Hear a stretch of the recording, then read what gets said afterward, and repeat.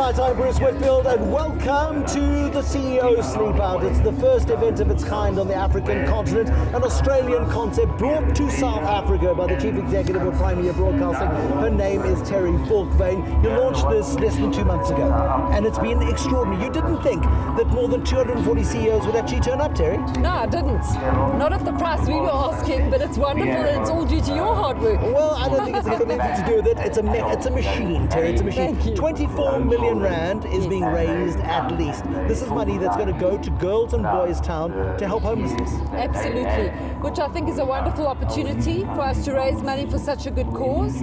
But I hope more comes of it. And as you know, behind this is trying to get CEOs to look about what they do with their CSR money. So I hope in the wee hours of this morning, we'll consider what this actually all means. I mean, 240 chief executives are here. It's designed not only to have an impact here, but also to go through into organizations, into companies, make companies more accountable to the communities they serve.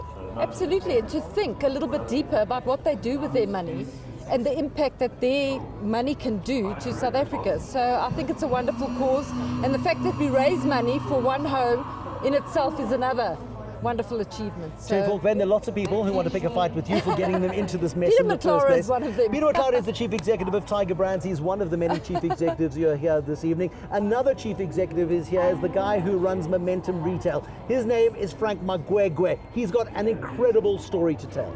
So Frank McGregor, you understand better than most of us what the significance of this event is. You lived rough.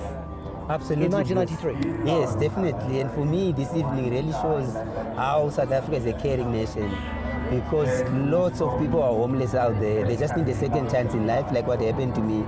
And this is what these CEOs are providing through supporting Girls and Boys Town. For 8 months, you slept at Park Station, you slept in Joubert Park, wherever security guards would let you.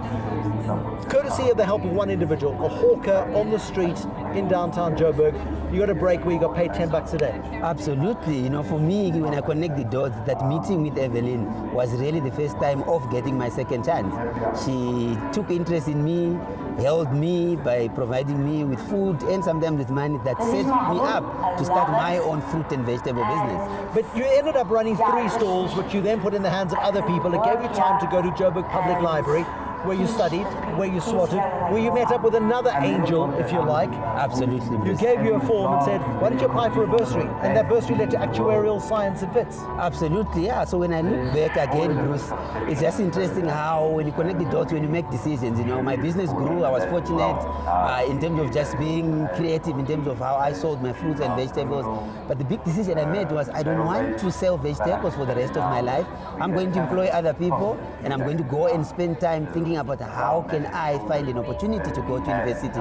And Ms. Zimmerman came into my life unexpectedly, told me about the South African Institute of Race Relations, and I ended up getting an opportunity and a bursary to study at Wits. You studied actuarial science. Today you're the chief executive of Momentum Retail. It's a hell of a ride in 20 years. How do you have an impact personally now on the lives of people who live where you do? I've really been fortunate, Bruce, in that by sharing my story firstly, it really inspires other people to say, is it really true that somebody can start at the streets and end up in the boardroom? So by sharing the story, that also helps. But in addition to that, I've set up an NGO called Inspire Believe, where I put 5% of my own earnings, and I use that to provide bursaries for a school in Orange Farm called Masbambane College. Frank McGregor, it's a privilege to meet you. There are 240 chief executives who need to hear your story. I'm going to free you up to go and do that. Frank McGregor, from the streets to Momentum Retail, an extraordinary story of a guy. You've got a website which tells the story as well? Absolutely, frankmcgregor.com. frankmcgregor.com. Go and have a look at that website after the show and be prepared to be moved to tears. We're taking musical chairs, and Bonang Mohale is the chief executive of Shell South Africa. I spoke to him a couple of weeks ago on a family holiday in Canada, and you know it's going to be colder here than it is in Canada at the moment. I can already feel it. It is. It's getting cold. The streets of Sandton are alive with the icy breath of chief executives. Does an event like this, where 244 chief executives get together to contribute money, but also in the wee small hours between midnight and 6 a.m. tomorrow morning, swap ideas about the future? I think the purpose, the greater purpose, is much more important. A symbolic gesture of experiencing, albeit for a short period of time, under very controlled environments, what it feels like to be poor and without in South Africa. Surely, especially for South Africans, we cannot simply consume more of the things that our parents did not have without finding a way to be slightly more useful and trying to create a world that is slightly better than the one that we have inherited. I mean, I feel the street this evening. There's a cool westerly breeze blowing. This is the sort of outfit that your petrol pumps attendants wear. They work throughout the night. You're feeling a little bit of what they experience on a daily basis. That's why deliberately I said our 750 Shell service stations operate 24 hours. A lot of my colleagues, petrol attendants, their supervisors and fire marshals experience this every night. In summer, in winter, day and night. So I asked them to give me a jacket that they wear every evening so that I can come as close as possible to the real situation that they experience. And I must tell you what a humbling experience it is. And so if you see guys at Shell service stations decked out in slightly warmer gear in a couple of weeks' time, you'll know that the jacket that Bonang Mohale is wearing this evening isn't quite cutting the mustard. He's in for a long haul this evening. The CEO's sleep out ends at 6 a.m. and chief executives this evening have committed to spend the whole night getting just a small taste of what it is like on the streets of Johannesburg. Big donations have come through this evening. We'll talk to one of those big donors tonight. His name is Brett Levy in just a moment. Not one but two Levies this evening, both Brett and Mark Levy, the founders of Blue Label Telecoms. They're on the street this evening wearing matching onesies. Designer, I hope, Mark Levy? Yes, all my idea. I must take the credit. We weren't quite sure on the sleeping bags that we needed to provide, so we made our own. Okay, no, it's absolutely brilliant, and it's really good because you're in for a long, cold night. Your brother has been a little bit of an overachiever. We went to 540,000, walked over to Stephen, and we borrowed the money from him. Excellent, and I hope you pay it back because we know bad debts are a problem. We're just hoping he doesn't charge us a raising fee. I think he will, actually, because he's that kind of guy if he sees an opportunity. It's all fun and it's all giggles and it's all laughter, and there's going to be a good spirit here this evening. Absolutely. But as Blue Label, you guys work in communities where there are lots of poor people. You supply SIM cards into poor communities. Does this buy you goodwill in those communities? Is that the purpose? Absolutely not. Obviously, it is the clientele that we majority deal with, but no, not at all. Didn't do it for any reason of that. Did it all for the right reasons and to be part of it. And hopefully, it makes a little bit of a difference, and more importantly, it's a start of a big difference. But it's about a movement, isn't it? It's about changing attitudes. Are people in Blue Label thinking differently about the homeless guy on the street corner on their way home in the evenings now? Absolutely. The support that came outside of Blue Label was just unbelievable to watch and to see the support of everyone that gave us donations from inside Blue Label.